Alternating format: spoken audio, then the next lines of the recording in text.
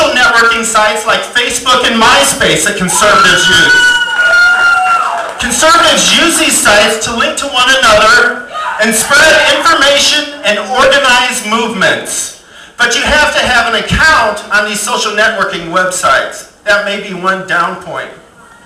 If you want truth, there are also conservative blogs. That's what I'm talking about. Now, what is a blog? For many of you, you may not be familiar with blogs. A blog is a website. It's free. It doesn't cost you anything to go there. It's a type of website that's usually maintained by, well, an individual or a group with regular entries of commentary, descriptions of events, pictures, videos, and some of the other news that you may have missed during the day. Now, there are millions of blogs on the internet. There are different kinds of blogs for sports and cooking and pets and baby blogs. There are small blogs and large blogs with thousands of visitors each day.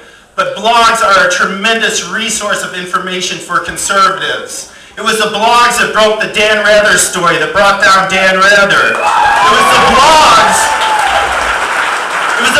that reported on the fraudulent pictures coming from the Hezbollah-Israeli war. That the media was trying to say this was Israeli destruction. You'd be surprised how often that happens. It was the blogs. It was the blogs that report on those stories from Iraq. You may have heard about the headless, they'd find 20 headless people, and then the blogs would do the research and find out it was made up. It was Al-Qaeda giving our media information. And the story was absolutely bogus. But did our media come back and apologize and correct themselves? No. You'd be surprised how many times this happened. It's outrageous.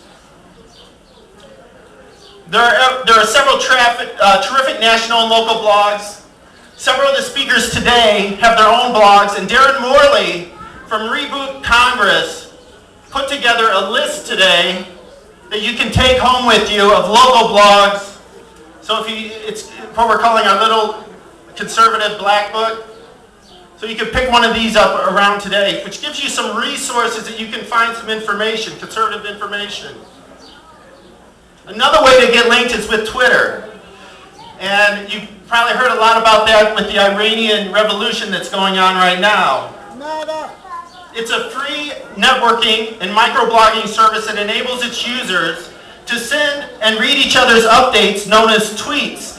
The advantage with Twitter and what the Iranian students are doing is they can use their phones. They can type a sentence in and send the information out to the internet, and then it gets to the West. They can send pictures and video, but they're using their phones to do this. And they're using their phones to embarrass the regime that's crushing the revolution there. And they're doing a great job. So this is a brief introduction of conservative netroots or media. The speakers today are going to tell you more about how to get active. Today we have a Congress that just put your children and grandchildren in massive debt. We've heard that already. We have a president and Congress who want to punish the productive people of our society. We have a House of Representatives that just passed the largest tax increase in history.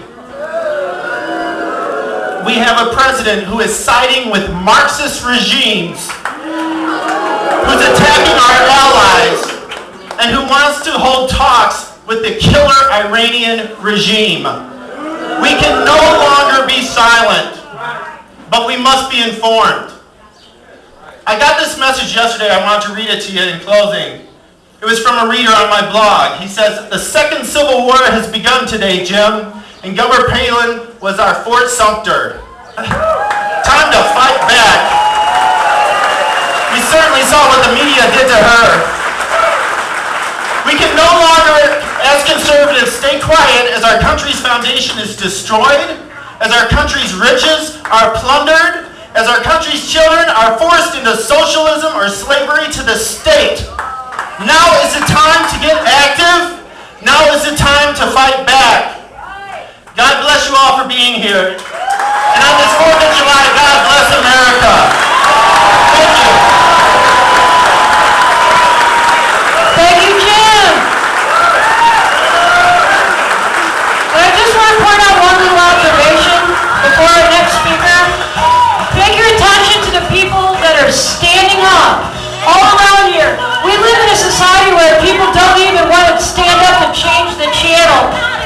are still